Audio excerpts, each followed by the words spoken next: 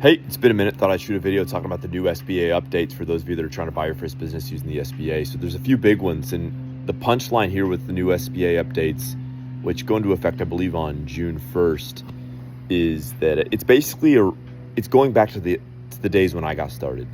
So a lot of people on X, which follow me there at JPR Biz, and YouTube, etc., are talking about how it's become super hard now with the new updates to do a deal.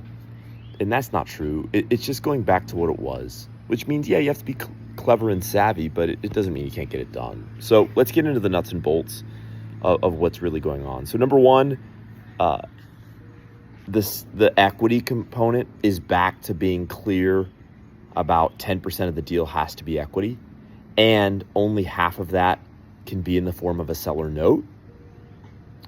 Beyond that, and this is the kicker, whereas in the most recent 2 years, you could have the seller note on hold for 2 years and have that count as equity.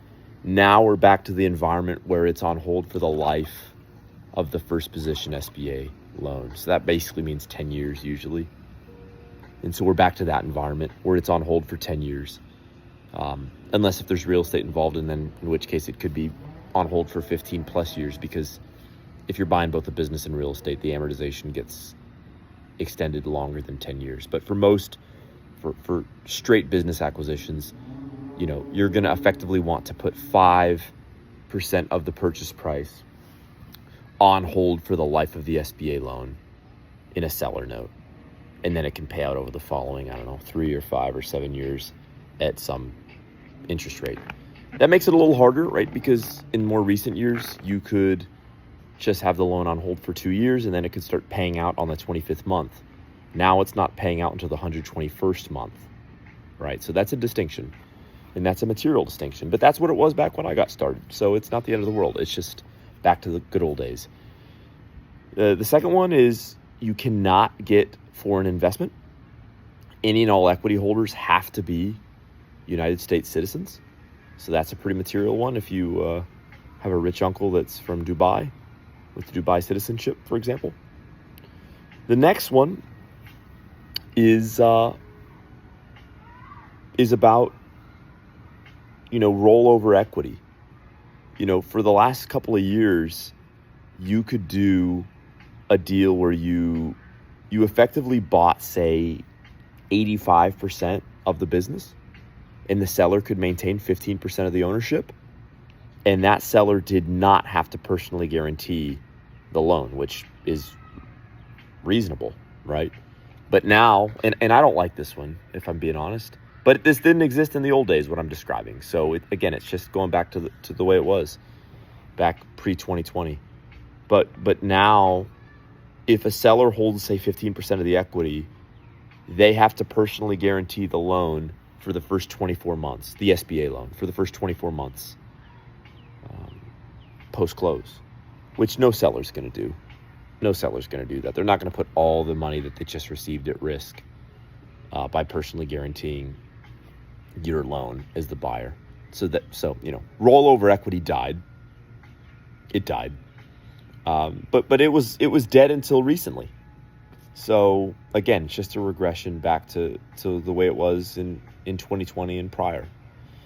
There's a few other ones that are there, but those are the material updates that have taken place. There's a couple of good people to follow. Go to Ray Drew on Twitter or on X.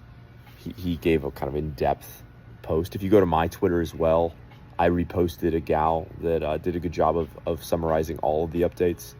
But those are the main ones. The punchline is you're going to need investment if you don't have a lot of money of your own. You're going to need third-party equity. And I will say lending got a little harder, but this is a good thing. Those of you that have followed my stuff for a while know 2020 for me was the best year to buy a business. And it's when I got started here in Florida, which you can see I'm in Florida. And it was a great year for me to buy a business. And of course, 2020, we know what happened that year with COVID, etc. But the fear and the uncertainty is what made it such a great buying year. And I think this year, 2025, and I don't have anything to sell you. My consulting is well and completely closed. I am 100% in my lane as far as being an operator, a CEO, and just the majority owner of Bright Utilities. You can check us out at brightutilities.com. But when I say this, I have absolutely nothing to sell you. But what I say is, and what I will say is, I think it's a pretty good year to buy business. The tariff stuff is uncertainty. Trump is shaking things up a fair bit, with what he's doing on the international stage. I sense a fair level of uncertainty in the market. This SBA stuff just made things a little more difficult. And if you're really committed and really serious, I actually think it's a great year to buy business, despite what people may tell you. Remember, most people are looking for the 0% interest rate environment.